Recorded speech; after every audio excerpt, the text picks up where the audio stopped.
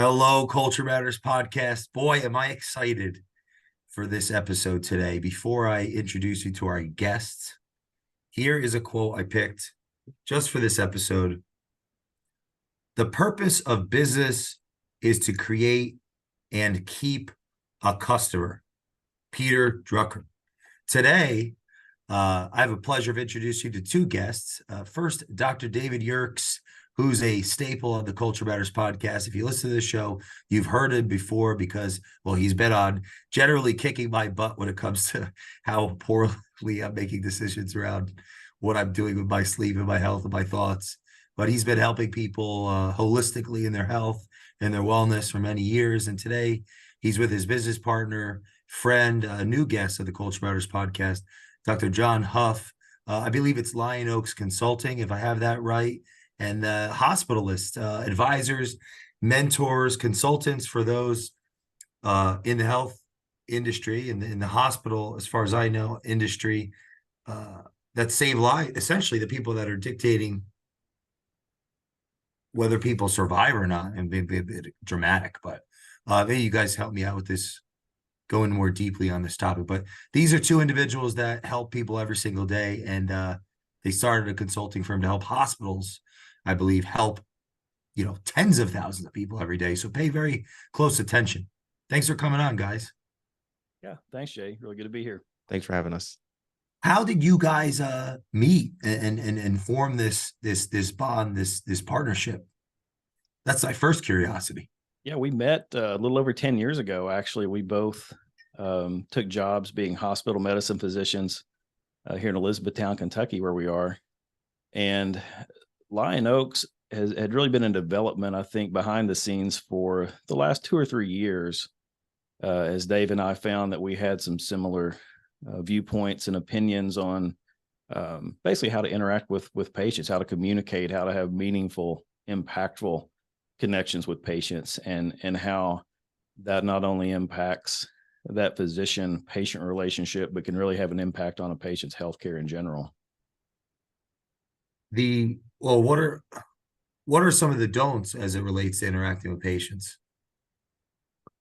Well, there's some obvious things, right? Obviously, but one of the things that we talk about is some of the natural reactions that we have in communication and personal interactions are actually not productive or not positive when it comes to having a good patient experience. And so if we just rely on our natural instincts and reactions, a lot of times that can actually have a negative impact on that interaction.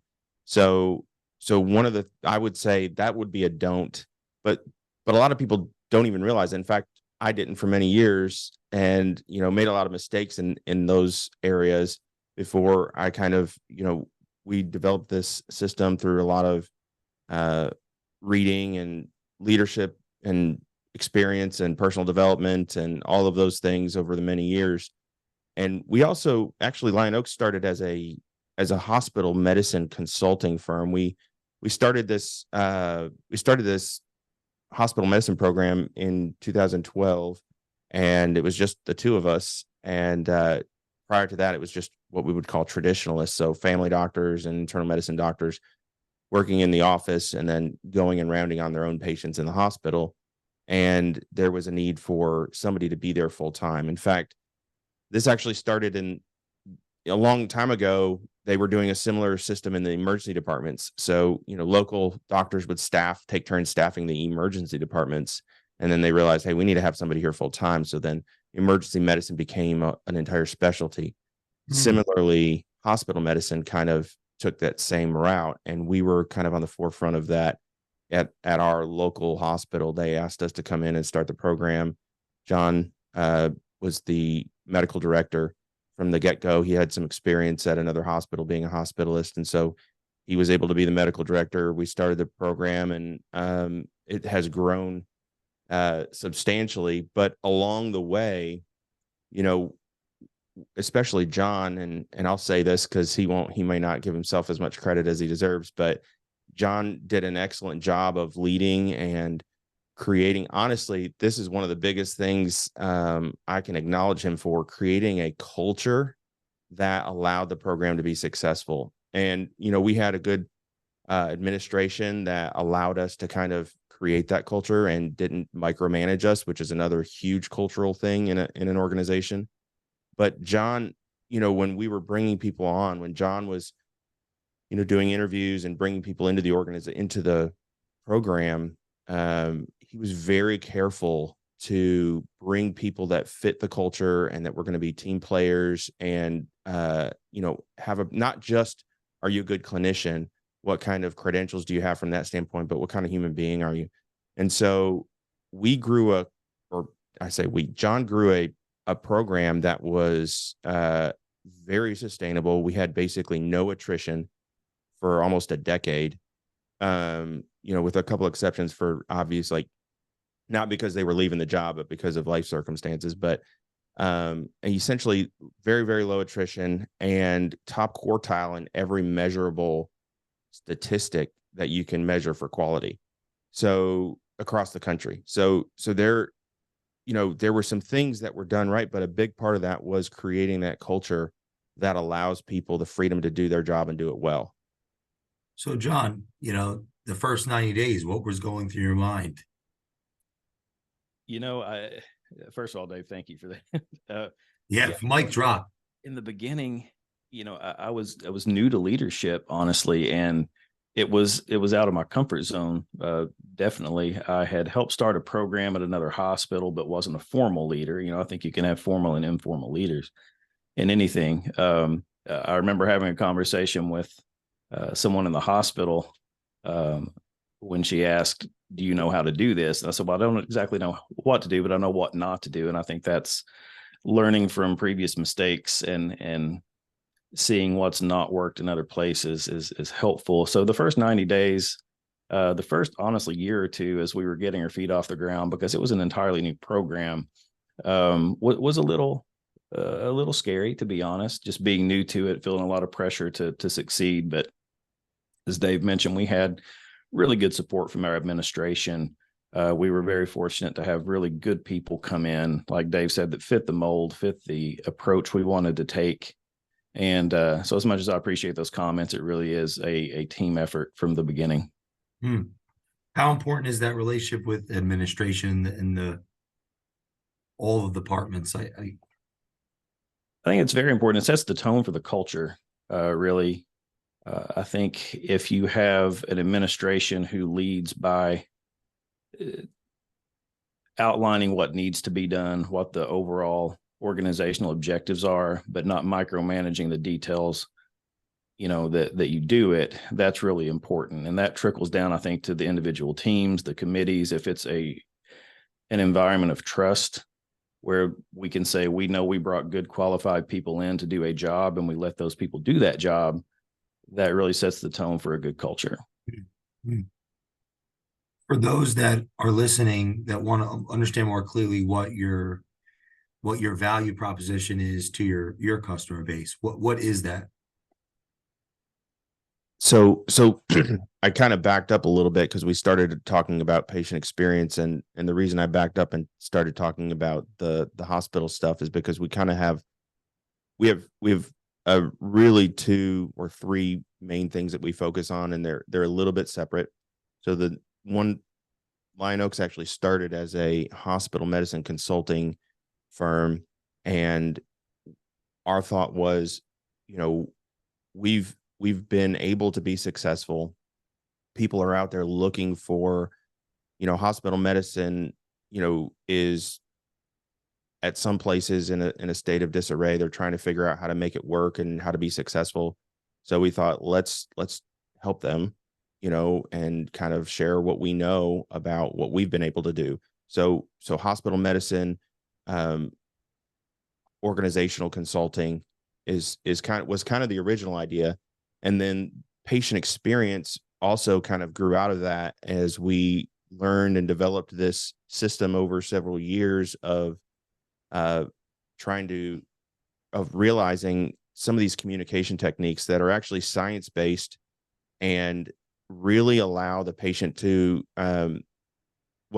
the way we talk about it is everybody in medicine is trying to do the best job they can. They're trying to provide quality care, but sometimes the patients aren't perceiving that for one reason or another. It may be communication or what have you. So what we like to do is we teach these communication techniques that allow the perception of the care to align with the quality care that they're actually receiving.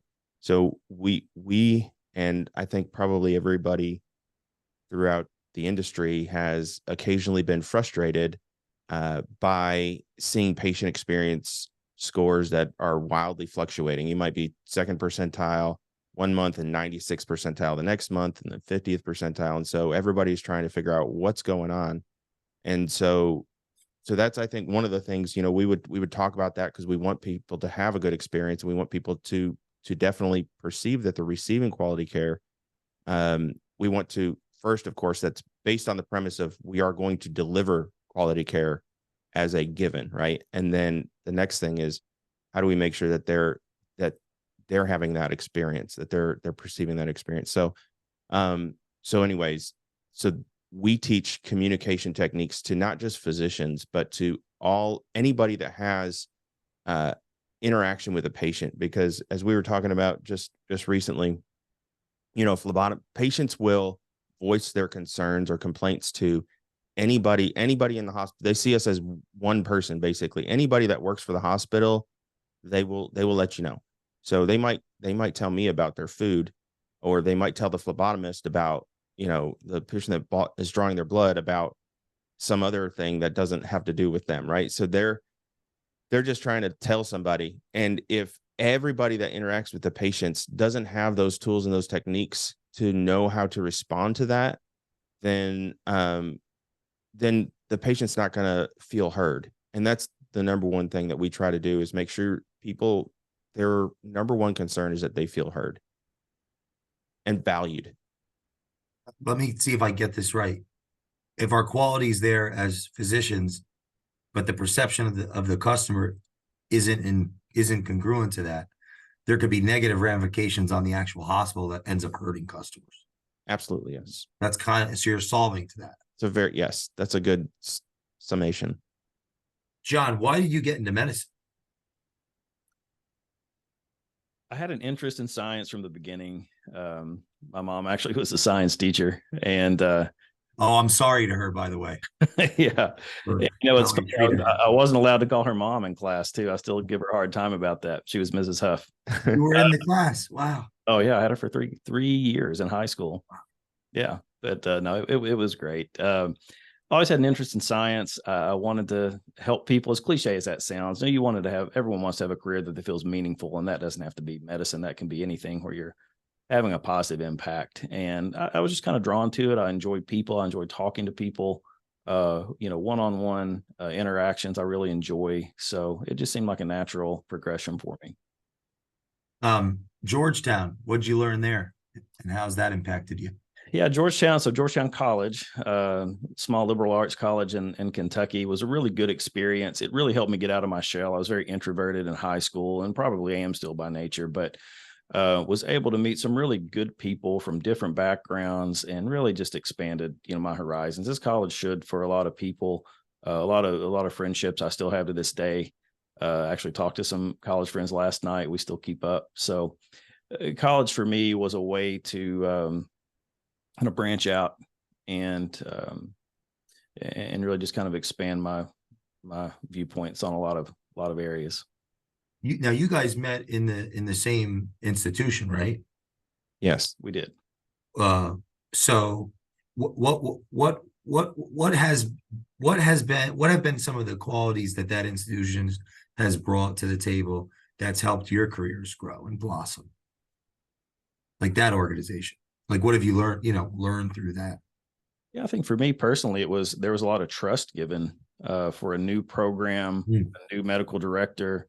That they gave me a really good opportunity. They put a lot of faith in me and really gave me the tools I needed from day one, honestly. So just to be able to be trusted with a developing program to me was very significant. What about I think that I would, along those same lines, I think And we talk about this frequently. Steve Jobs has a quote that says, "You don't hire good people, then tell them what to do." And so It's good. yeah, and so that's basically, I mean, that was the philosophy essentially. I don't know if they were intentionally doing that, but that was how things were done, and they allowed John the liberty to kind of do that and organize the program and grow it in a way that was, occasionally painful. And I think this is a salient point. It was not just done but verbalized, that we understand that there's going to be some financial pain and there's going to be some growing pains, but our end goal is to have a solid, sustainable program. And that was, the administrators understood that from the get-go. And they were like, they actually verbalized to us, we understand there's going to be some times that we're not making, financial progress like you would want to ultimately, but we know there's going to be some growing pains there, and we want the program to be a strong, sustainable program. So that was actually really impressive to me, because that's a hard thing to do in leadership, is to kind of, we talk about the top line and the bottom line. They put the human resources first and made sure we were building it out the right way and letting the finances take care of itself. And towards, the last couple of years before our hospital was bought by a larger system, we were one of the 2 hospitals in the state that was in the black for the last 2 years. Really? So that was, and I'm pretty sure those are accurate numbers. So it paid off in the long run, but there were some leaders that would not be willing to take that risk and would be micromanaging and freaking out about losing money initially.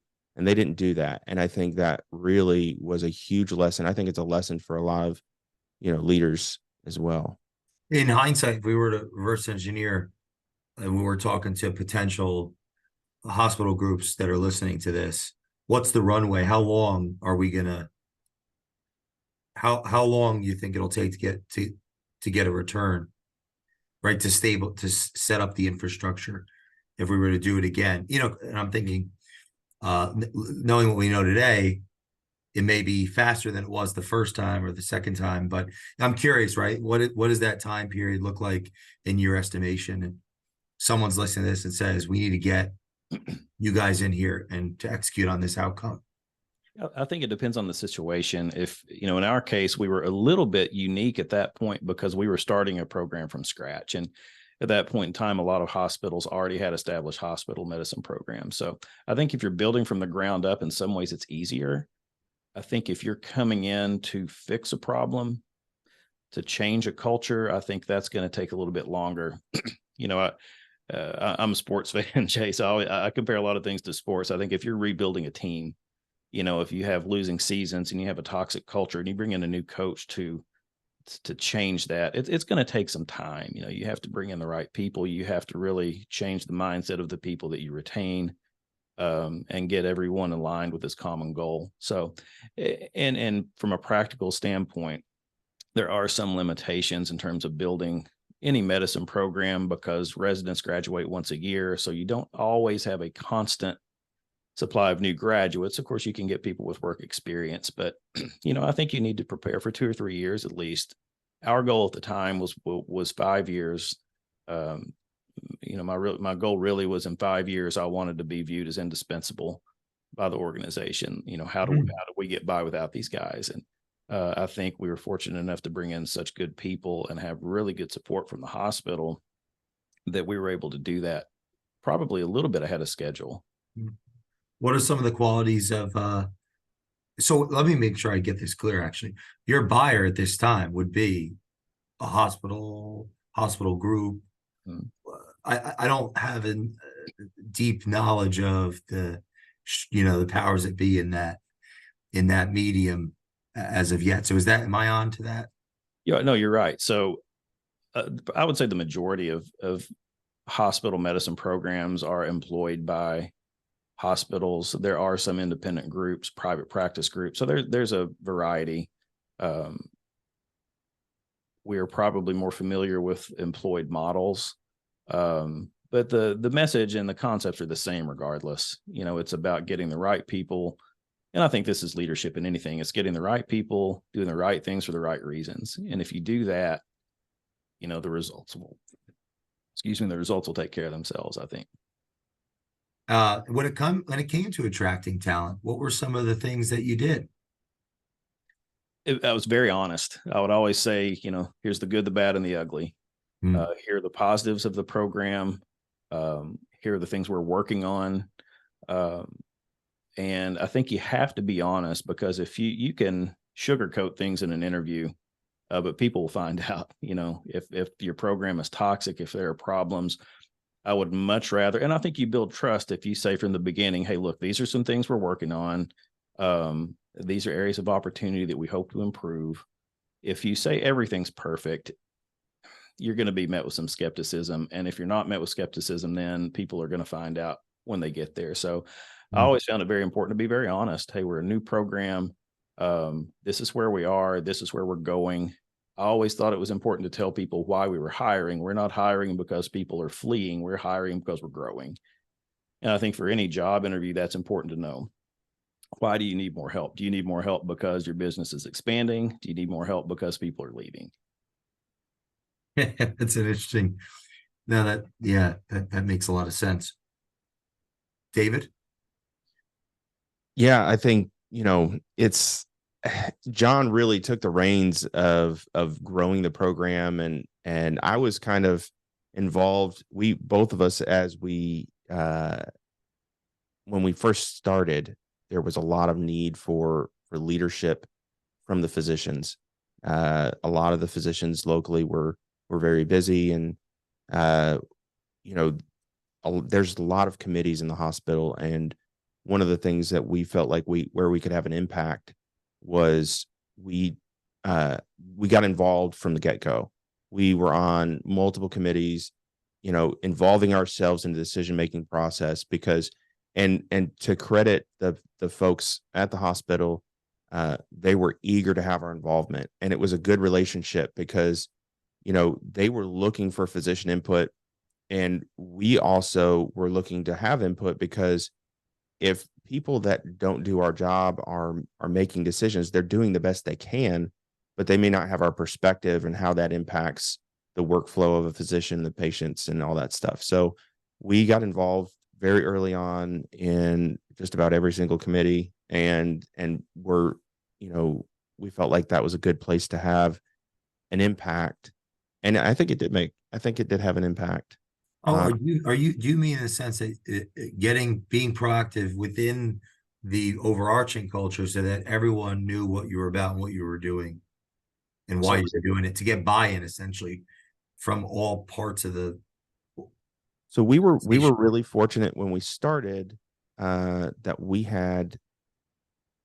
there was a huge need for us. And so there was a lot of buy-in in the organization for what we were doing. But one of the things that we talk about, that we believe in, is getting your voice out there. Sometimes it's hard as a physician to spend extra time, to be on committees, to go to meetings, and a lot of doctors who we just want to go do our job. You know what I mean? But on the other hand, if you don't get involved and you don't get in, because there are a lot of things in a hospital organization, a healthcare organization, that need physician input. And if you aren't giving that input, if you're not getting involved, and don't just be a rubber stamp, actually go in there and be involved and think about the decisions that you're making, and the things that you're agreeing to, and how that impacts patient care, and how that impacts workflow and everything like that. If you have if physicians are getting involved in that, the effects are really difficult to describe how impactful that is, because even though it does take a little bit more of your time up front, so to speak, the downstream effects of your daily workflow are dramatically improved, because now you have a thoughtful physician that understands all the impacts there, making those decisions. And again, the people that if the people that are not physicians or clinicians are making the decision, they're doing the best they can with the information they have. But if we're not involved, they don't have that perspective. Or if we're, basically just sit there, for an hour and then just like, sign whatever and don't really put a lot of thought into it, then you're just harming yourself down the road, or harming the whole workflow of all the physicians and everybody down the road. So that was one of the things that we really tried to do. And I think we encourage other people to do is get involved as much as you possibly can. Get involved and have your voice there. And I think the buy-in from the non-clinical folks is they're looking for that. They're looking for that input. It's just, we have to be willing to do that, and to kind of see that work, that extra time up front has a huge payoff. Is it proactive? Meaning that that increasing the likelihood of the physician being proactive,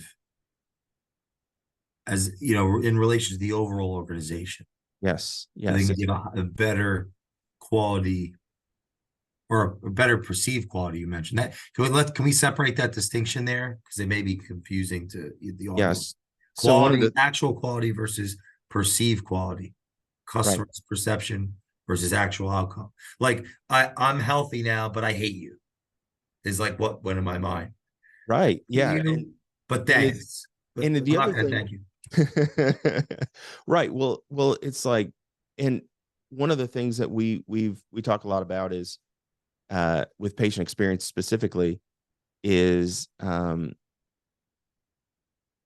practical. What we teach is very practical. So it's not difficult. You don't even have to be a people person, because you might be an introvert, or you might not be have a super outgoing or flamboyant personality or whatever, where you feel like people, because everybody knows the doctors that everybody loves, right? And it's like super good personality. You don't have to be that person, and you don't have to try to be that person. You can use these simple techniques and people will still connect with you, and it actually improves your life. It improves, as a clinician, it improves everything you're doing, because you really do get to feel that connection with patients, and people are less frustrated. You get less calls because the patients understand, or they feel that connection, they feel heard. And so, but it's very, very practical and simple to do. You don't have to necessarily try to be that doctor that has a really outgoing, great personality that everybody knows, right? You don't have to be that person, and we're not trying to make you that person. When I read this quote, I was trying to think of a quote. The purpose of a business is to create and keep a customer. Does that have like a bad taste in the sense of a hospital? Because I'm thinking, me as looking at it as an outside observer, business wise, it seems like the patients would be a customer. But like, I don't want to relegate somebody that's sick to a customer. I just curious what you guys think of that philosophically. Like, is that a bad way to look at it, or a less human way to look at it? No, I don't think so, because I think ultimately, if you're retaining, I would view that, I think, more as you're building enough trust with that person that when they need someone again, you're who they want to come to, so I think it really does come down to that trust, that comfort level. So no, I think that's very relevant. And, the fact of the matter is, healthcare is a business. There is a bottom line, but we're very much in a human being business here, right? So I think that is fitting, because people have choices. With the healthcare expanding, people can go to a lot of different places. We want to have an organization where they can say, hey, look, you guys got me through a bad experience and you made me comfortable with it. You got me through a really hard time, and I trust you to do that again, or for my family, or for my friends. So no, I think that's a very fitting quote for what we do.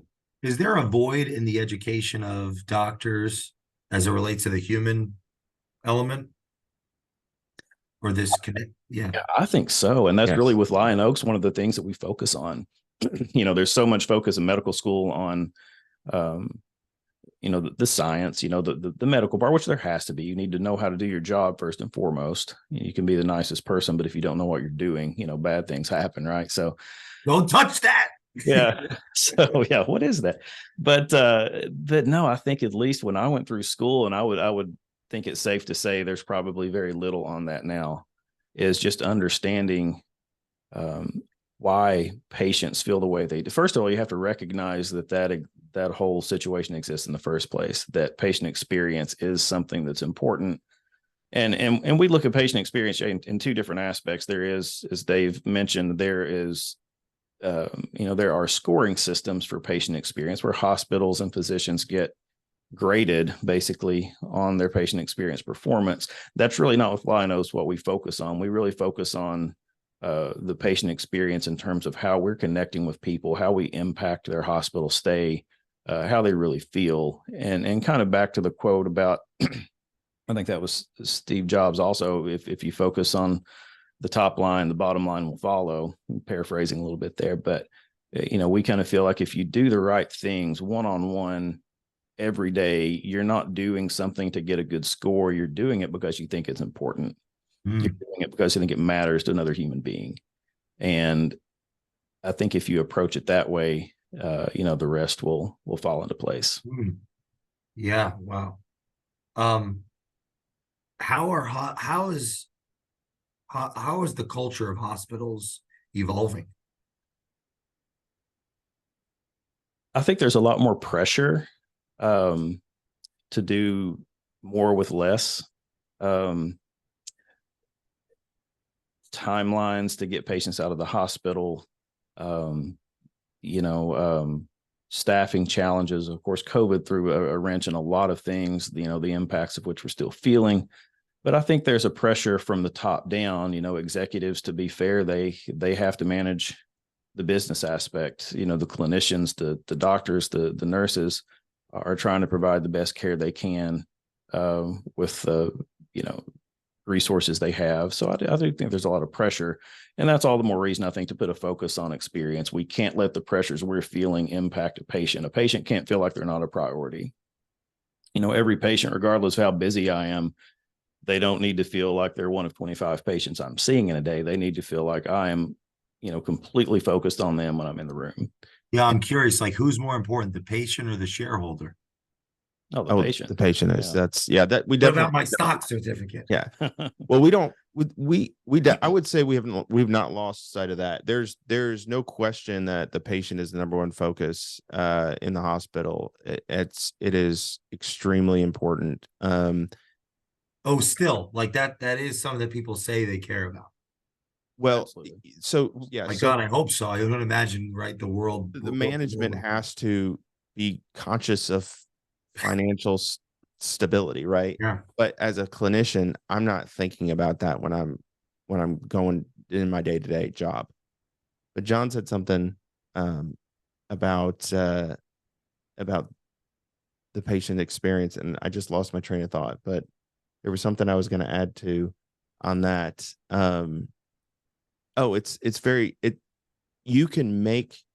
He mentioned that we want to make them feel like basically like they're our only patient. And that can kind of, as a clinician who has 20 plus patients to see, that can kind of make you feel anxious, right? Like, oh, okay. That doesn't mean you have to spend even an extra, that's where I think Lion-Oaks is unique. We have techniques that allow you to connect with patients in a very practical and efficient manner. So you're not sitting there necessarily spending extra time even. But the amount of time you are spending is more efficient and practical with connecting with those patients. So that I think is an important point to make because there is a way to do it. And I think that's why we're so excited, I think, about these techniques and the system that we've developed. Is it's very practical for clinicians, but it also allows you to have that personal interaction where they do feel heard and they do feel important and valued as an individual patient. What's the inspiration behind Lion-Oaks? the name? Yeah, I mean, I think we take it from a leadership standpoint. Leadership is a dichotomy. You have to be strong and you have to be brave and you have to be fearless to be a leader, like a lion. But there's also an element of stability. You need to be deeply rooted. You need to be grounded in what you believe in, but always branching out. So two things seemingly completely different that we think mesh well together to give our view of what a good leader should be. Was that rehearsed? Because that was fire. No, thanks. No, that was from the heart, Jay. Holy cow. No, I wrote down strong, brave, fearless like a lion, and rooted, grounding, but branching out like an oak. I'm like, whoa, that's some freaking symbolism right there. Well, thanks. I'll listen back and write it down and put it on. Yeah, I wrote it. That was really profound. Well, speaking of bravery, I think yeah. just a point, just to kind of expand on that a little bit, courage isn't doing the right thing. We talked about this a little bit earlier, but courage isn't the lack of fear. It's doing the right thing in spite of fear, or in spite of whatever you may characterize that fear as.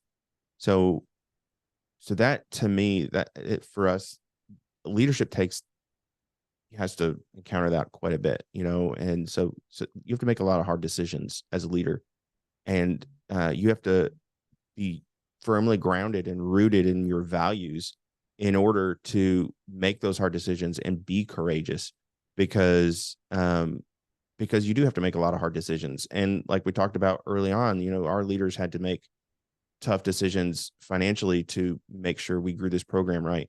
And so I think it has a lot to do with that, and so it's something that I really believe in as a leader. And so, yeah, that's kind of one of our core principles. In closing, hey, let's say physicians or physicians are listening to this and they want to have a dialogue with their superiors to bring Lion Oaks in.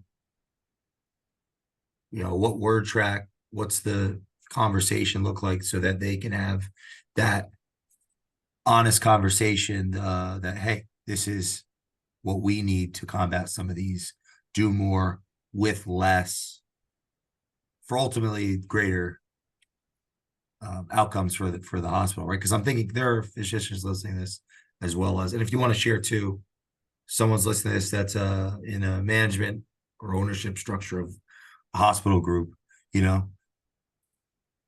what should they say that let's, I guess, the physicians say to their people to get you guys in there? I think it's important to recognize that administration and physicians are on the same team. First of all, we want the best for our patients, but there's a balance between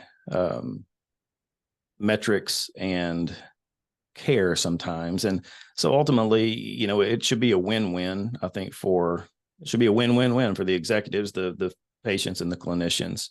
And so I think the selling point is we give clinicians and staff the tools they need to be empowered to make those connections with patients that not only matter clinically, but matter in terms of outcomes.